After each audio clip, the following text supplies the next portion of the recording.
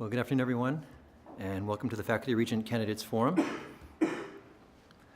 Thank you for braving the weather, or the change in your schedule, or both, if you did. I'd also like to thank the Elections and University Nominations Committee for their hard work so far and continuing on. And that's David Hayes, Jing Wang, Cindy Fraser, and my co-chair, Daniel Rausch. And we're going to have a pretty straightforward schedule here. The candidates will each have 5 minutes to deliver opening remarks, and then after that, we'll open it to the audience for questions. So if you have a question, hang on until everyone has had a chance to speak, and then you'll have your opportunity as well. Before the event began today, we drew randomly the order that people would be coming up to introduce themselves, and the order is going to be Malcolm Frisbie, Amy Thieme, Will Hatcher, Sherwood Thompson, and then Matthew Winslow. So please help me welcome Malcolm Frisbie.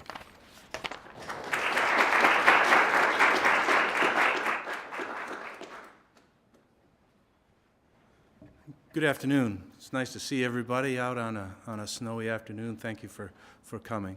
My name is Malcolm Frisbie. I'm in the Department of Biological Sciences. I've been at Eastern since 1987. I was hired initially into a small department that no longer exists, the Department of Natural Science. And after several years in that department, we got merged with the then Department of Geology. And after a year or so, that became the Department of Earth Science, and I became the chair of that department for 6 years. And then about 7 or 8 years ago, I moved into the Department of Biological Sciences. So I've had somewhat of a wandering path while here at Eastern. The Department of Natural Science, we had 5 faculty members. In Earth Sciences, we were about 8 to 10 faculty members, and now I'm in a department that has 25 or so faculty members. So I've had a variety of experiences in terms of different kinds of departments. Having served as a chair, I've also been able to see how the university works from a little bit different level than the faculty level. I've had to think about a whole department as well. Since 2005, I've been serving as the faculty shepherd for the Science Building project. And the faculty shepherd is a person that serves as a go-between, kind of a clearinghouse for information and organizer to help bring the design team and eventually the construction team, university, our facilities folks and administration, and the university faculty together to look at how we designed the building and then how we constructed the building. And that was a tremendously rewarding experience for me. I learned a lot. It's fascinating what goes into putting up a building, and got to work with lots of different people with very different backgrounds. So I think both there and as chair of the Earth Sciences Department, when I don't have a degree in Earth Science, I learned a lot about listening and trying to understand other points of view, trying to understand subjects in which I was not an expert.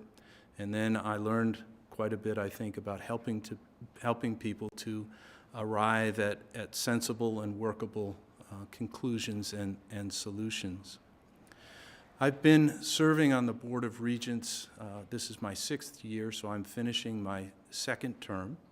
And I have found being on the board to be a lot of fun, and I have found it to be worthwhile and rewarding.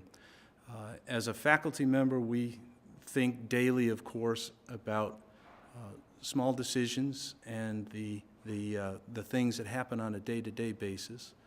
On the board, one is challenged to think about the big picture and much farther, as President Whitlock likes to call it, the view from 30,000 feet. You kind of leave behind the daily decisions and think about the big directions and the big issues facing the university. And that's a fun and challenging thing to do. I've enjoyed it, and I have found it rewarding. I think that our board is a good board. I think it has made a positive difference for Eastern.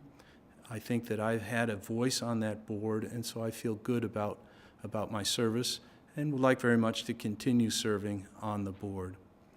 Now, decorum would probably dictate that one should not run for a third term. And indeed, a year or so ago, I would have said, no, I would not be a candidate right now. Not because I didn't want to continue serving. As I've indicated, I've had fun doing that and found that service rewarding. But the George Washington thing is to step aside after 2 terms.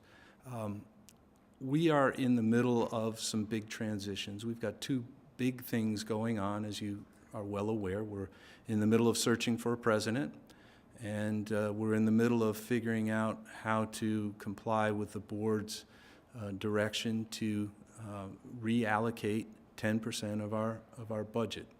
I think those are 2 huge items, and I think this is probably not the best time to be changing the faculty member on the board.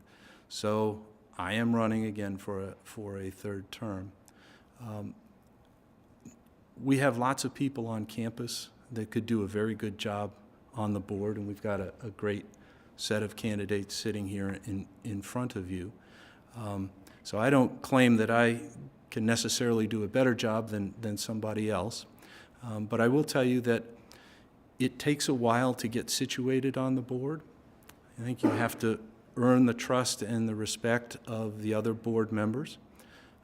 I think I have done that fairly early in my service. In my first term, the chair of the board put me in charge of leading the evaluation, the 2-year evaluation of the president, and I think that was a signal to me and a signal to the rest of the board that my voice was a voice that was valued and respected on that board, and I have felt that has continued.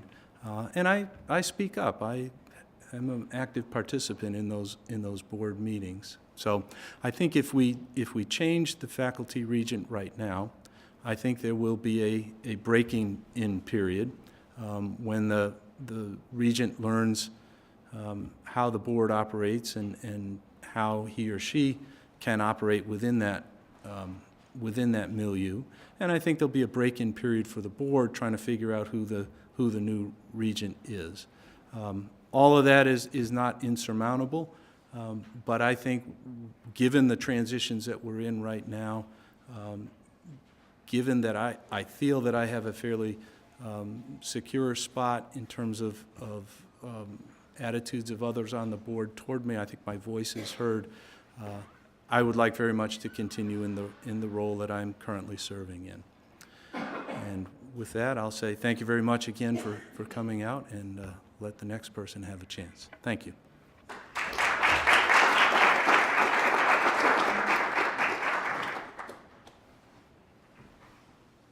Good afternoon. My name is Amy Thieme, and I am the only woman on the panel. I don't know why. Not panel, but running here. Yeah. Okay. I have to start by saying I disagree with Malcolm a little bit in terms of what's going on here with the university and a time for change. I think this is a great opportunity for a time to change the faculty regents, and I'll tell you why. I think that somebody asked me the other day what my platform would be for running for faculty regent, and I thought of 2 issues that really encompass who I am as a person, and I think my record here at EKU. And the first one is shared governance.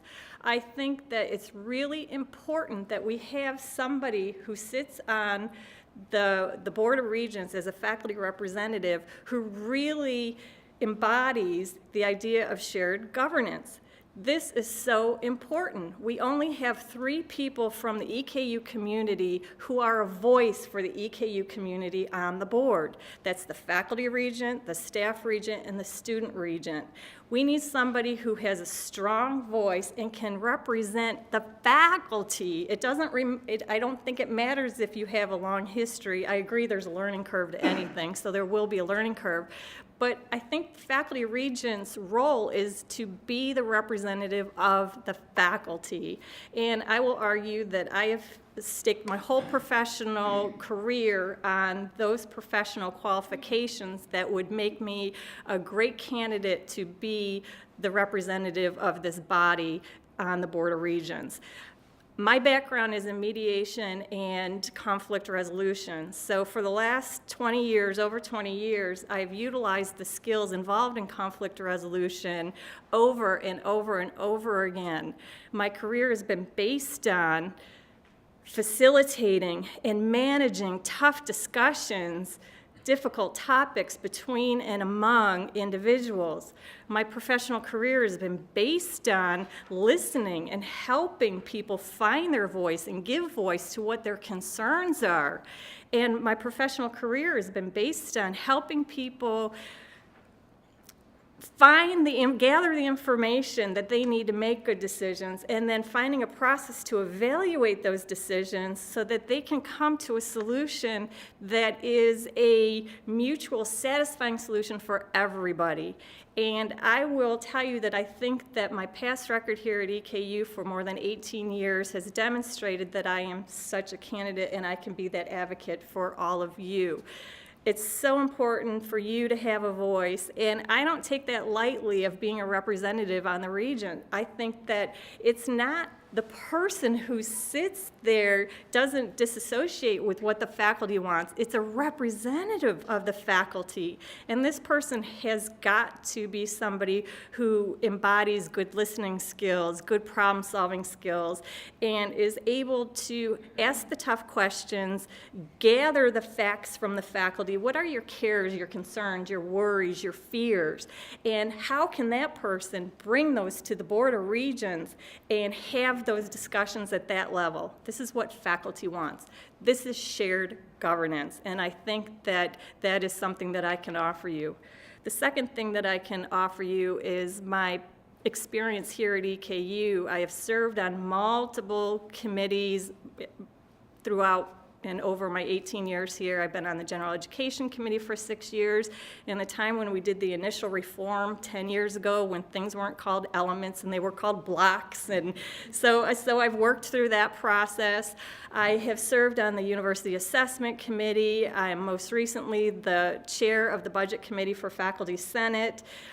Right now, the Budget Committee is looking at salary equity issues, and I would say that that is my second platform issue for the faculty. That, let's face it, morale here is low. Let's put the elephant on the table and call it what it is. Morale here is low among faculty, and one of the reasons for that are the discrepancies in our salaries, both external equity issues and internal equity issues. And I think that it's the time to start having those discussions, and while it's tough because of the reallocation going on now, it's tough for everybody, and that might mean some people will lose their jobs. Nonetheless, we as a faculty need and must be prepared for a plan should monies be freed up to correct those inequities in our salary. We need to have a plan in place, and we need to have somebody on that Board of Regents who will argue this and not let the topic fall to the wayside. I know that there's other issues, but whoever is your regent for faculty regent, is to represent you again. So given my philosophy, and I've been saying this around my department, they're probably sick of hearing me say this, but if you're not part of the solution, you're part of the problem. So my philosophy is be part of the solution. We can gripe about the things that are wrong, but it's time to take action and put together some plans that will help right some of those wrongs, and I think I'm the best candidate for that. Also, to leave you with these comments, that if you really believe, as I do, that past behavior is a good indicator of future behavior, then I just ask that you trust me that I will be able to do all these things as your faculty regent that I have done in my own department. Thank you very much.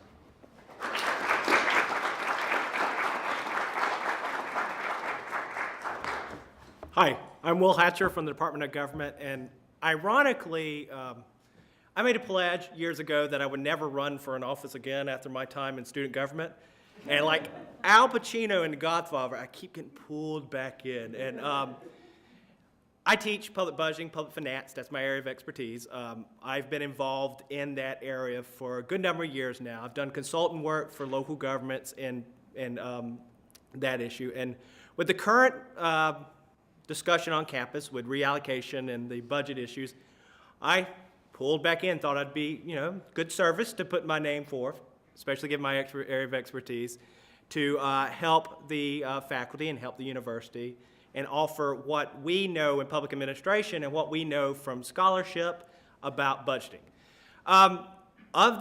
It's a little intimidating being on this table here because I am by far the most junior this is my 4th year at Eastern. What I thought I'd share with you all today is a little bit of how I would approach public finance decisions, how questions of budgeting should be approached. And there's really 3 things we know from scholarship about how budgeting. And a lot of the recent decisions around here I find troubling or not following these 3 things. When you make public budgeting decisions, public finance, there needs to be a clear direction. And recently, I don't think we've had a clear direction.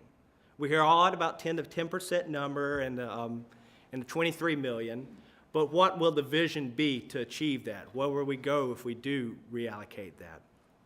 Participation, shared governance, as Amy talked about. I'm a big believer in shared governance, and something that we learn in public budgeting is public organizations, you need to have a bottom-up approach to changes. If you're going to make a change in the budget, it needs to be led from the bottom, not from the top. Transparency. We need it to be clear. Members in the organization need to get clear answers. There's a lot of rumors floating around campus now that's hurting morale. Without clear answers, you can't have bottom-up participation, and the vision doesn't get achieved. Keep it short and simple. Those 3 things are what I would do if elected, and apply some of my years of experience in public budgeting and public finance to the job. Other areas of expertise, I'm involved in planning and things along those lines, but it all comes back to these 3 topics of budgeting. So appreciate your vote. Thanks for your time coming out today and the changing of the 2-hour delay, and take care.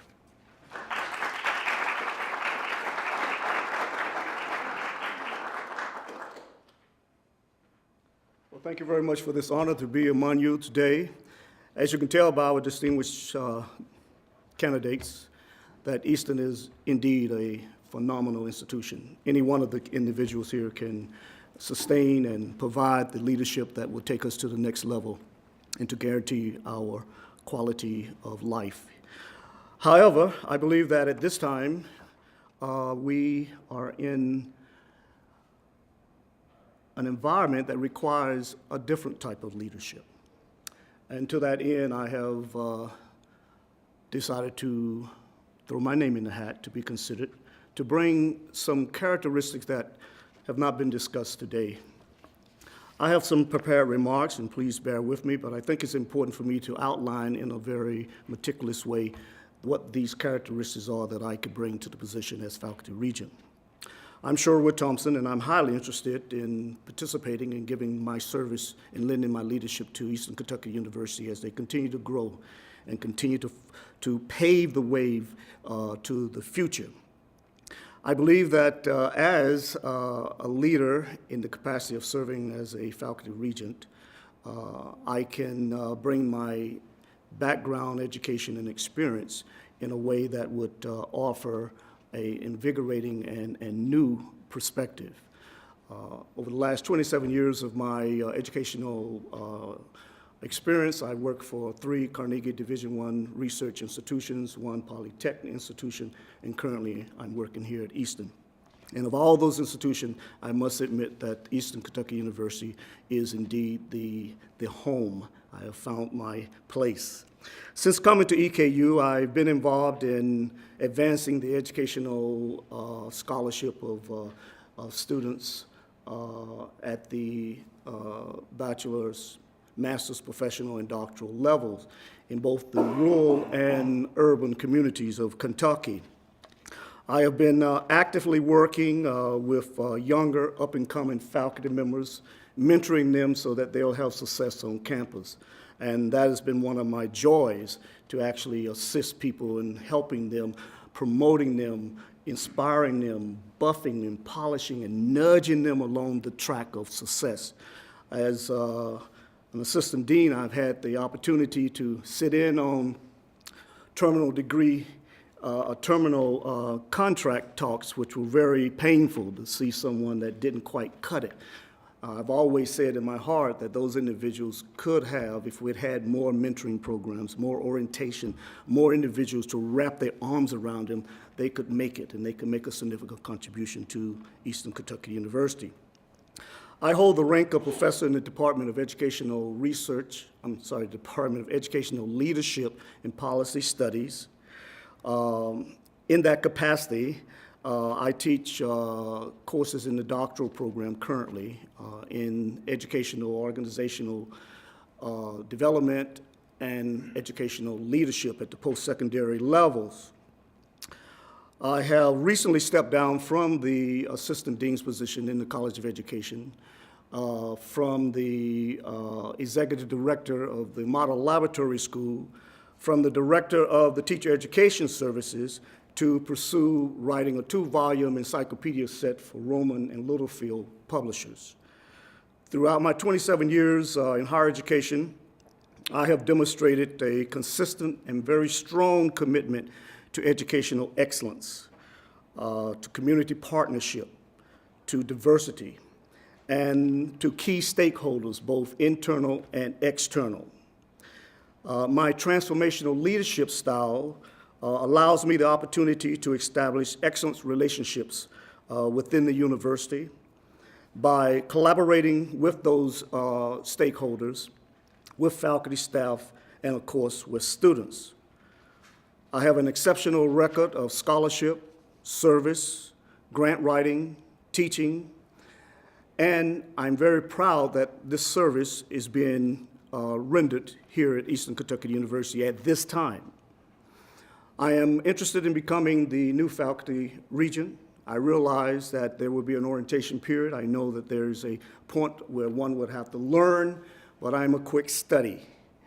I believe that Eastern Kentucky University can continue to celebrate its dynamic future by sustaining an impressive national reputation of excellence. And to that end, I want to contribute to that success. As a faculty regent, I would provide the motivating energy that connects faculty, staff, and students and external stakeholders into an invigorating community of learners built on quality academic programs. My goal would be very simple: to serve as an effective and an enthusiastic advocate for faculty and the entire university community. As a faculty regent, I would advocate for the promotion of faculty concerns and encourage rewarding faculty for innovation across departments, teaching, and research agendas. I would be a watchman to guarantee that there are positive and generous ways to ensure academic freedom, shared governance, and promoting a consistent focus of justice and fairness. I would tailor my participation on the board to the particular needs and the concerns of all faculty, and I would use surveys and focus groups to gauge faculty concerns. Now, let me just take a minute to say that my role would be a representative on the board. I would not be a trustee. I look at the difference in that a trustee is someone who will make his or her own decision on behalf of the faculty. On the other hand, what I would do as a representative, I would seek out the faculty concerns. I would seek out the faculty issues, and I would represent all faculty at the board, at the table, and would not speak in my own voice, but would be the sounding board of the faculty. I will also tailor my participation on the board to participate in the needs and concerns of the entire campus community. There are forces that are presently telling us that we have to do more with less. These forces and these pressures have presented a great challenge to the faculty and to the community. As a faculty member on the board, I will remember that I am not a politician. I am not a businessman. I will be, first and foremost, a member of a distinct and very rich faculty a scholar, and an educational officer. And my role on the board will be to influence policy that impact faculty at the entire university. I hope that you will agree with me that in order for us to deliver high-quality undergraduate and graduate education, we need to have enthusiastic advocates working on our behalf. Thank you.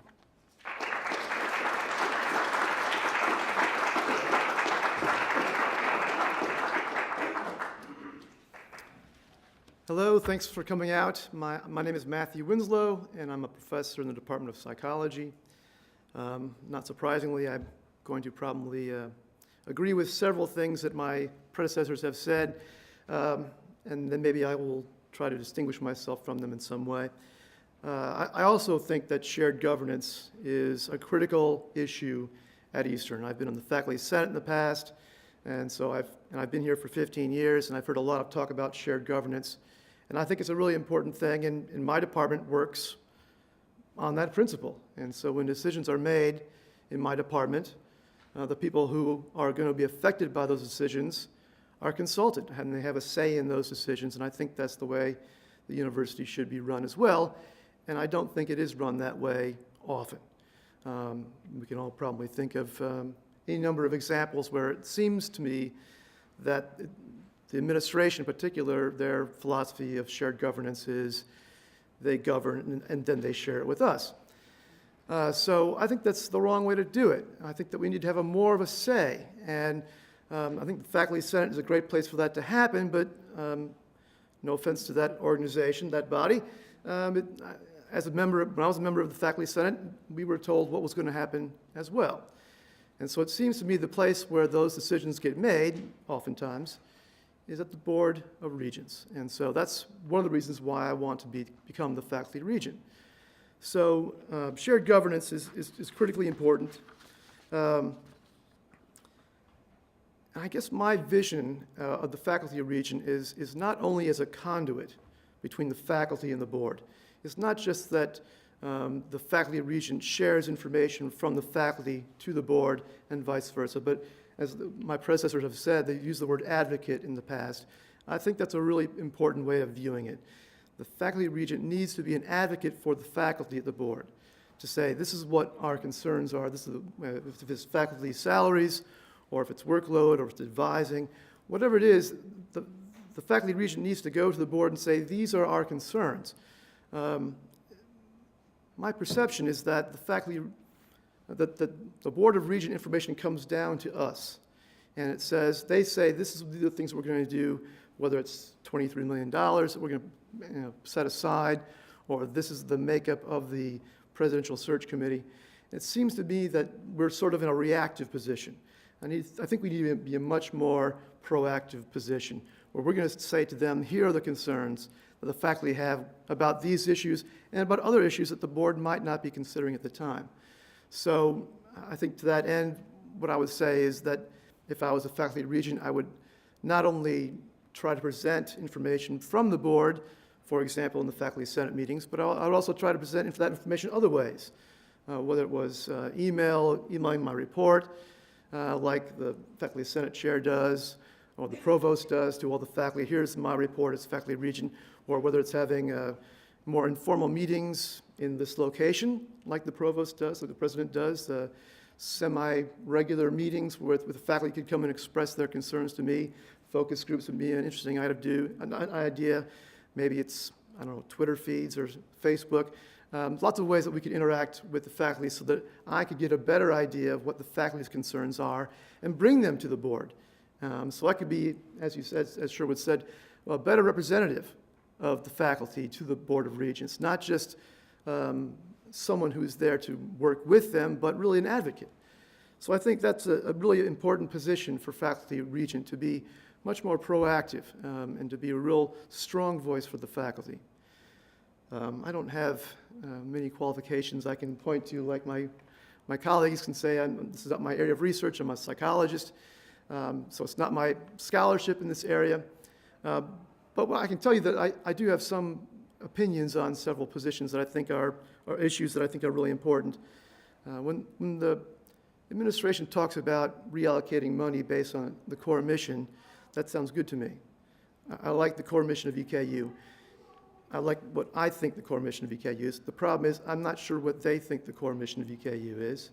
And if there's a disconnect there, then we're going to have a big problem. And it's the anxiety that this process is causing is very problematic to me. I'm not sure I understand why we're doing this, why we're doing this reallocation. It's not been explained to me in a way that I understand why we're going about this. Seems to me like we're not doing that bad, where it's almost sort of turning a corner, I think, as an institution. And all of a sudden we have this huge upheaval. And it's not been explained to me exactly why we're going to do this. And so I would question that. But again, if they're going to focus on the core mission, I think that's great. I think if they're going to look for places where we can pull money out of units to reallocate it back in some way, I certainly have my ideas about where they should start looking. For example, if you want to compare us to our benchmark institutions in the state, one way that we're different than our benchmarks is in the number of administrators we have. If you compare us to Moorhead and Murray and Western, for example, we've got about 3 faculty per administrator at Eastern, which, according to a Chronicle of Higher Ed recent article, is about what they say we should have. On the other hand, Murray and Moorhead and Western all have more than 6 faculty for every administrator. So, put another way, they have half as many administrators per faculty as we do, and yet they're still accomplishing their goals, and I think doing it pretty well, and in ways better than us. So I think that might be an interesting place to look. Hopefully that they say that everything's on the table. I hope that's on the table and they're going to look at that. These are just some of the things I'm thinking about. I'm very ambivalent about this reallocation. I'd also say that the Presidential Search Committee, the makeup of that, I think was problematic. Again, it's a situation where they kind of came to us and said, here's who's going to be in the presidential search. Some of the faculty got together, stamped their feet a little bit, and we got them to put one more faculty member on that committee, the faculty senate chair, which I think is a fine choice. But again, there are really 2 faculty members on that very important committee who's going to choose a president who's going to have an influence on the university, and really it's the faculty that are going to be greatly impacted by that, and most of us are going to be here for a lot longer than that president is going to be there. And so I think that's a really important thing. So what distinguishes me from my other colleagues, I'm not exactly sure I can say. It's not my qualifications necessarily. It's not my scholarship, my background. But I will say that I'm not afraid to speak my mind. And I'm somewhat of a contrarian. And I think that is also something that's needed on the board. And so if that's what you think, then I think I would enjoy your vote. Thank you.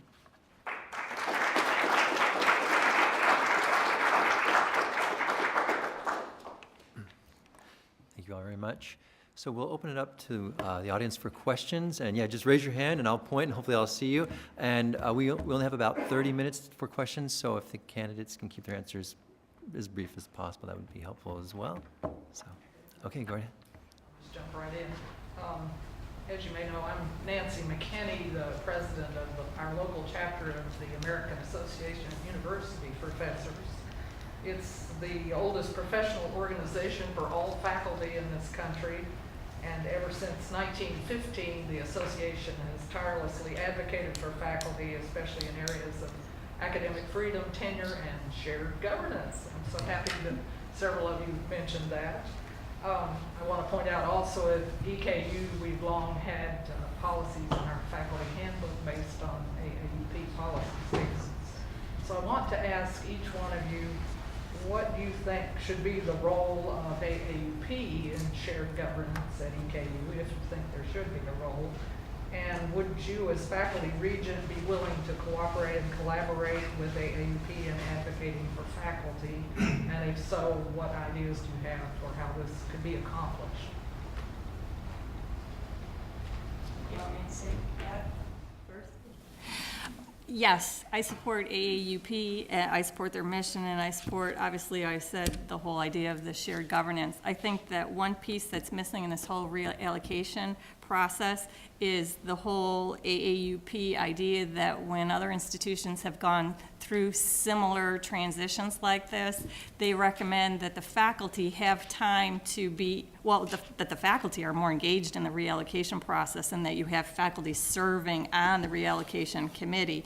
And right now, we have one faculty member who's serving, two faculty members serving on the reallocation committee. But I think that the piece that's missing here in the reallocation that I would like to see, and I don't know if it's going to happen or not, and this is the idea of AAUP, is we need a time period for the faculty to not just be told what the findings are of this committee, but to give it to the faculty for maybe a 30-day period for comments, for feedback, to have a voice in terms of what that committee has come up with. And I do believe that, and this may make me unpopular in some circles, but I do believe AAUP is a good representative of the faculty, and I believe in their mission and believe it should be part of helping to govern this university, and we should adopt more of its policies. Did I answer your question? Mm-hmm. Let me take a stab at it as well. I'll be brief. I'm a card-carrying member of the AAUP, and I think that it's very important that the faculty representative on the board collaborate and cooperate and work with the organization to educate the faculty. I'm amazed at how many of my colleagues are not aware of the jewels that come out of this organization. Our essence of our faculty freedom, our academic freedom, was born out of this organization. The freedom to teach in the classroom and to have discussions around our subject area. The freedom to research and to publish our research. The freedom to be a part of a learning community, a community of scholars. Those freedoms have been attacked on many occasions throughout history, but because of the strength of this organization and its members, the organizations have been able to preserve the essence of what we stand for on the university campus. So absolutely, I think that is a wonderful marriage, and it should be one that no wedge should drive in between. I guess I'll go next. One of the things to get shared governance that we really need is organization, and AAUP is a great organization for that. We're not going to have more shared governance until we're more organized. And from a junior faculty perspective, we often hear doing more with less. It's hard to be organized and go to meetings when you only got X number of hours in a day, and you have, we have field study students in our program, a master's program, and I'm on the committee of 15 to 20 of them. So it's hard. It's hard to get organized when you are doing so much more with less. But it definitely serves a very important role. And we're not going to have more shared governance until we have more organization. I think we've got to be careful that we don't slip and slide between governance and what the board needs to be doing. You don't want your board running the day-to-day operations of the university. And so you don't want the board making some of the kinds of decisions that I think some of my colleagues here are suggesting. Rather, I think you want the board setting the broad direction, and then you want the infrastructure of the university, the faculty and the staff and the administration of the university to find a way to put the broad direction into play. In terms of AAUP, Eastern, I think, does pay very close attention to what AAUP has to say. When we are working, for example, on rewriting P&T policies, we pay very close attention to the AAUP, and that policy went out to the AAUP for review and came back with some suggestions, and we did make some modifications. All of that happens within the university structure, not at the board level. And then it ultimately does come to the board for approval.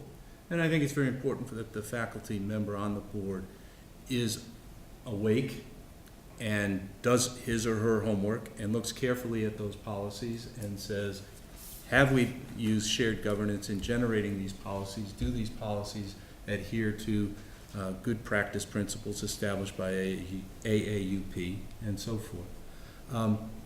One other little point about the board, the faculty member on the board is critically important, as several people have noted. There are just 3 people on the board that come from within the university. We've had a look at the consultant's report, a draft report for the university. We haven't gotten the final report yet, but he attacks our structure of having a faculty member and a staff member and a student member on the board and says that's a terrible thing. My experience is he's 180 degrees wrong on that. The faculty voice on the board can be a real voice for education of the other board members. You remember a couple of years ago, the community college system was talking about getting rid of tenure. And I went to President Whitlock and we kind of talked about it and said, yeah, this is an important issue. And he brought to the board a resolution that would affirm the importance of tenure at EKU. And many on the board were saying, well, what's tenure?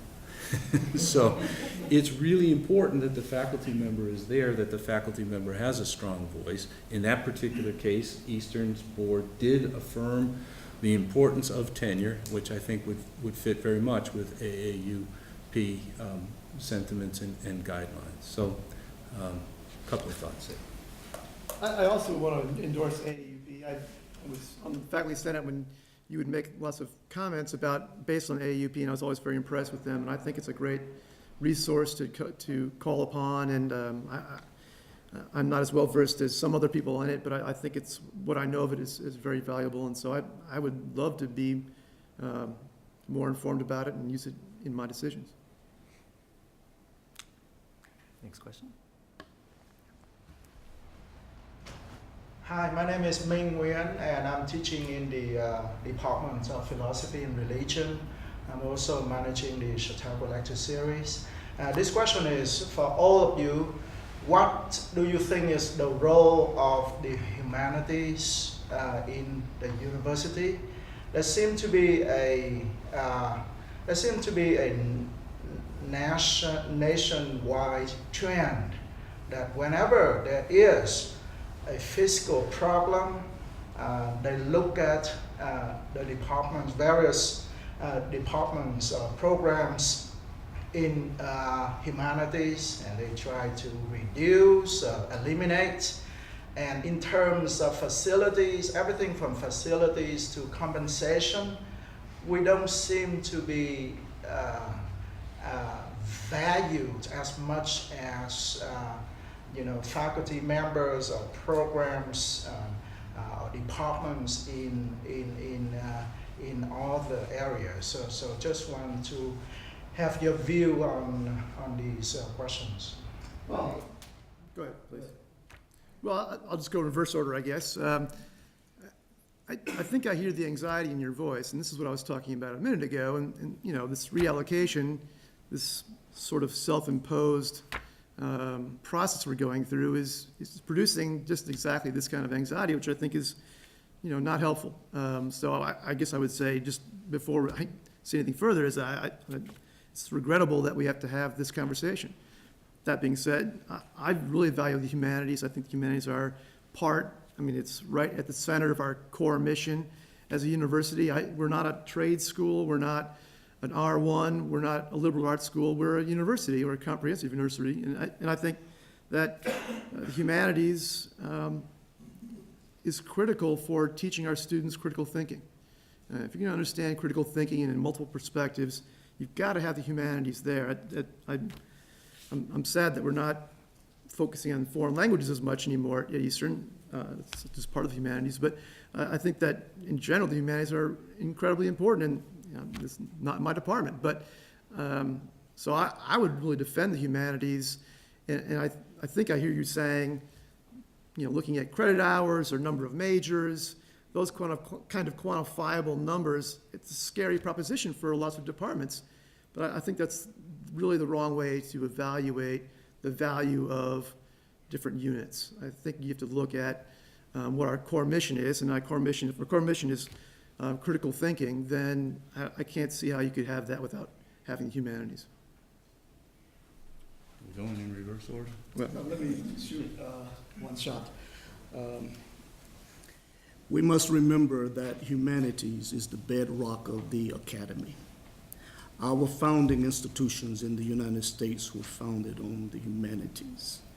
Unfortunately, we're the only developed country in the world that is throwing the baby out with the water when it comes to humanities because we're so fixated on this STEM plus H concept.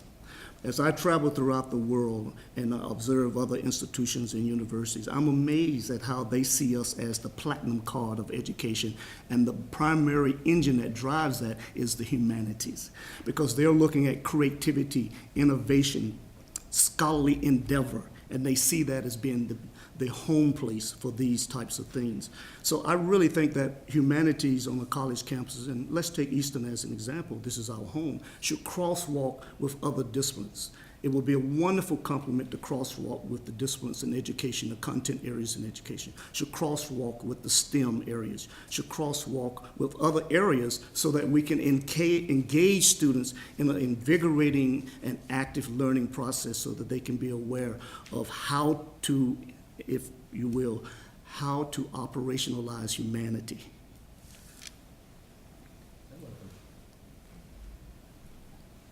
Who's going to speak against the humanities? No. I come from a liberal arts background, so obviously I view and value very highly the arts and the humanities. I was a Spanish major in college, along with biology, and I hope you're not. Oh, no, I hope you're not dogging the STEM disciplines. I think higher education is at a fascinating crossroads right now. With the growth of online education, the growth of the MOOCs, we really have to figure out who we are and how we're going to survive. And I think Eastern has to figure out pretty quickly how it is we're going to say to people, you need to be on campus for education here at Eastern, and we offer something that you can't get through a MOOC. We offer something that you're not going to get at other institutions that are focused on the first job that you get when you graduate. We need to focus on what you do with the rest of your life. And the humanities obviously play a huge role in that. Information is cheap now. It is so easy to get information. What we need to be doing is focusing on how we get people to think better, more deeply, more complex, become better problem solvers. Critical thinking, what probably all of us up here will talk about. The faculty voice will be huge in that. We need to set direction for this university with a new president coming in. The board will be part of that discussion. The president will be part of that discussion. Most of the board does not bring to the table a liberal arts kind of view. So I think the faculty voice is critical in this discussion that is coming up. The faculty voice has got to be strong in saying we've got to do more than train people. We need to educate people. We need to help people become deep critical thinkers. There's not much different, what I can add to this conversation. My colleagues I agree with every single thing that they have said. There's not much difference there. I have heard the fear, because I've actually had the senator from Madison County speak to one of my classes and tell my classes that there's conversation about bringing us down from a 120 credit hour program to a 90 credit hour program because they want to take away all the electives that are useless and just have people take the gen ed and take their major classes. And I think that is a totally wrong way to go. I think most of us in academics understand the importance of a well-rounded education for producing a well-rounded human being. So that would be something that I would completely and utterly oppose at this institution. Yeah, I went to a small liberal arts undergraduate program where you could take courses in the morning, biology, sciences, in the afternoon you'd have courses on art appreciation, history. So the humanities are very important. The problem that we're facing, even in social science degrees like political science, is we often get asked, what can I do with this? What job am I looking for? And with our majors in political science, we have people that are we have the whole extreme. We have people that are working directly in government, people that are working on campaigns, and people that, we have a guy that is driving a truck and probably making more than, than the whole host. But the humanities, coming from my experience from a small liberal arts school, is what brings everything together. Helps you get a critical understanding of it, so very much. And be very resistant to count numbers and to focus on questions like what exactly is this going to lead to a job, because we're not doing vocational training. Even in our Master's of Public Administration, and that's a pretty practical degree. We talk about ethics. When I was in graduate school, we read novels, and you know, it all gives you the big picture to put everything together.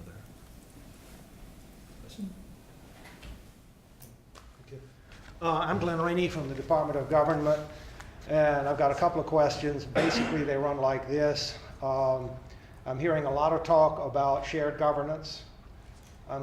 This is completing my 40th year in the service of this institution. I've heard a lot of talk about shared governance for a long time at this institution. But once again, there's about 20 or 25 people in the room out of 500 or 600 faculty. I haven't heard any ideas yet about how to actually generate that shared governance and create a dynamic that works on it.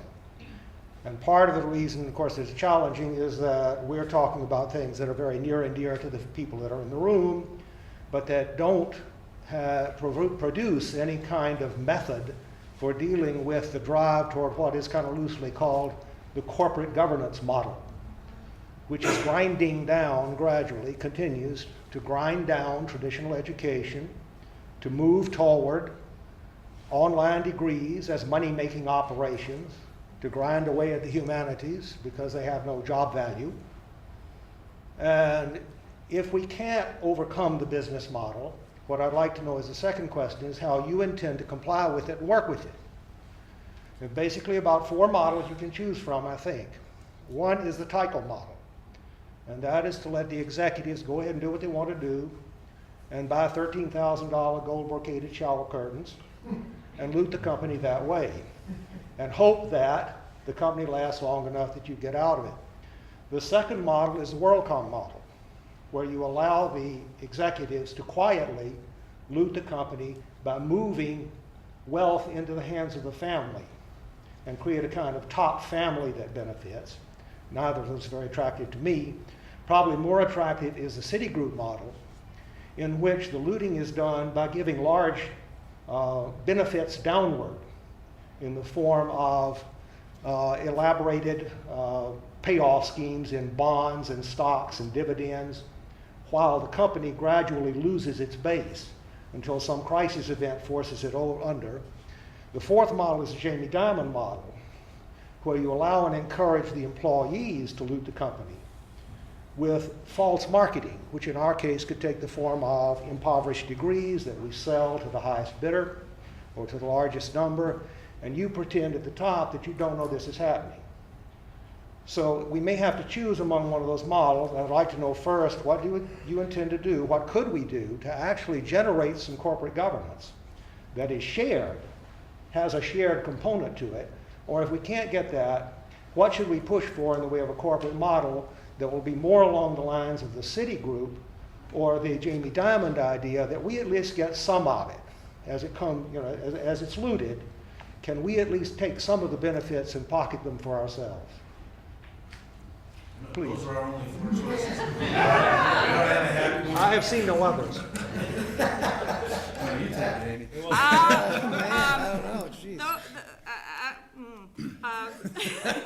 I feel like I'm at my comprehensive exams 20 years ago again. This is probably my nightmare come true in terms of those dreams you have about going for your dissertation and somebody's asking you questions out of your discipline and those are good questions. I have to think about it. Truthfully, I have an idea of shared governance. To answer your second question, I'm not as familiar with those models that you presented.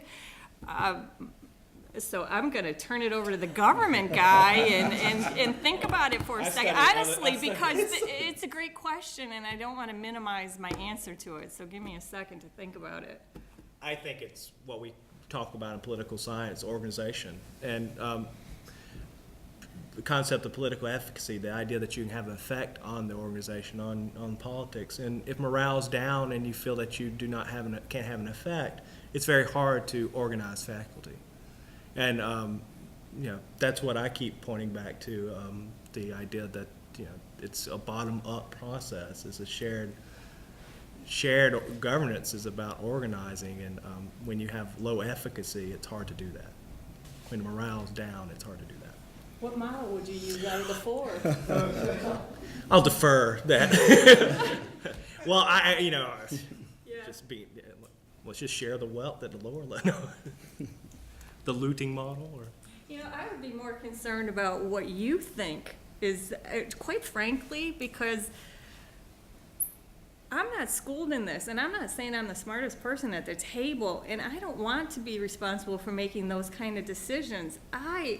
Shared governance is about learning from people who are much smarter than I am, and finding out and gathering the facts and evaluating the facts and seeing if we did this model, these are the positives and the negatives. If we did this model, this is what could happen.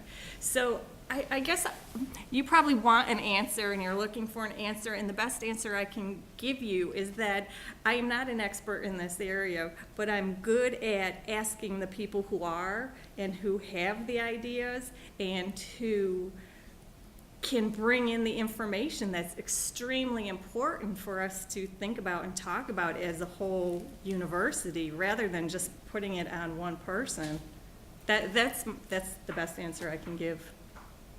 We talk a lot about shared governance, and I think sometimes what people mean by shared governance is that each of us has a voice in every single decision. So every decision that's made in the university, somehow all the faculty have to be involved. The university cannot work like that. I don't think any organization really can work like that. Shared governance means that we have to be able to have input. But we have an administrative structure, and those administrators have to have authority to make some decisions. And then those administrators have to have respect for faculty and staff, so that when input is offered, those decisions can be changed, or they seek advice before they make the decision. So there's input in there, but there still are lines of authority. The board sits above all of that.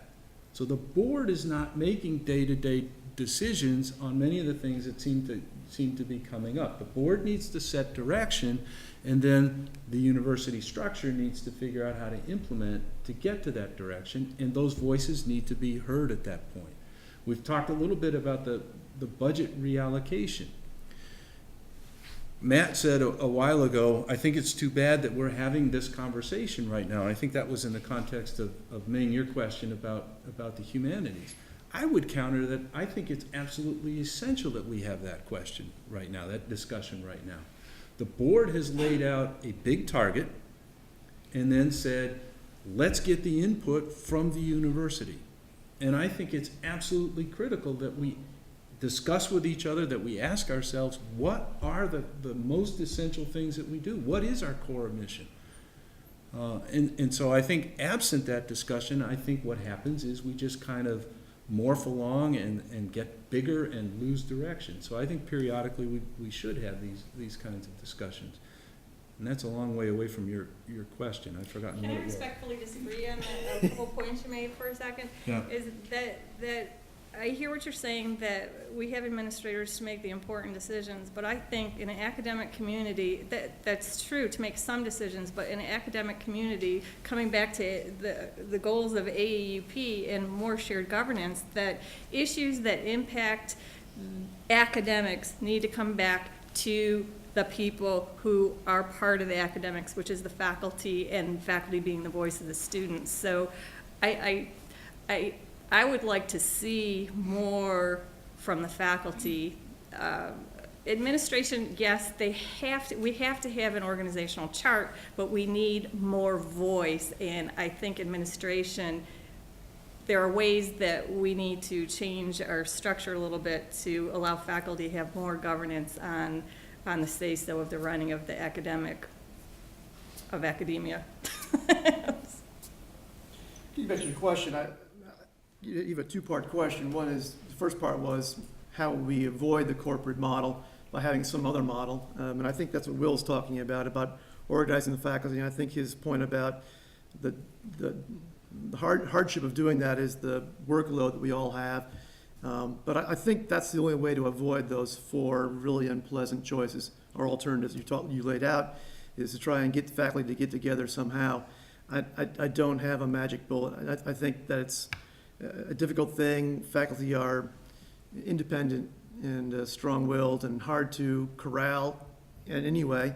But I think that, I think that the anxieties that we're all feeling may be the motivating force that we need to say, okay, look, if we're going to be scattered and disjointed unless we all come together. So I'm not sure the exact steps to take to try and organize the faculty in a way that would make any difference. But I think that the faculty regent might be the person to take the lead in that, because I really find those four alternatives to be very distasteful. I don't want any of them. I think looting is a bad way of thinking about it. And I'm in danger of claiming to be some sort of socialist here, but I think that we should all sort of share in this and share the spoils. I mean, we're sharing the toils, and we should share the spoils. Socialism or selfishism, it's your choice. Either way. I'm afraid we're right up against time, and I can see that some of you have some I have some questions. I'm sure they're really good. And I'd like to encourage you to email them to the committee, faculty regent election at eku.edu. And then this is what happens when you get a creative writer in charge of a committee. We'll compile some questions to give to the candidates, so they'll have homework over spring break, and then provide the answers via the Faculty Senate website, because I know people have places to get to, and today's been a strange day to begin with, so I hate to cut off the questions. I know there's some more good ones coming, and I've been enjoying the answers myself. So if you can, just email the questions to, and that's who you've been getting the emails from about all the election dates and important information. So just email us questions in the next couple of days, and we'll compile some. We won't overwhelm you. But we'll compile some to provide so you can get some more answers. The video will be available online very soon as well if you want to review it. And by all means, feel free to, I think, email the candidates individually. I think no one has an objection to that. If you have other questions too. Thank you all for coming out. And let's thank the candidates too for their willingness to serve and being here.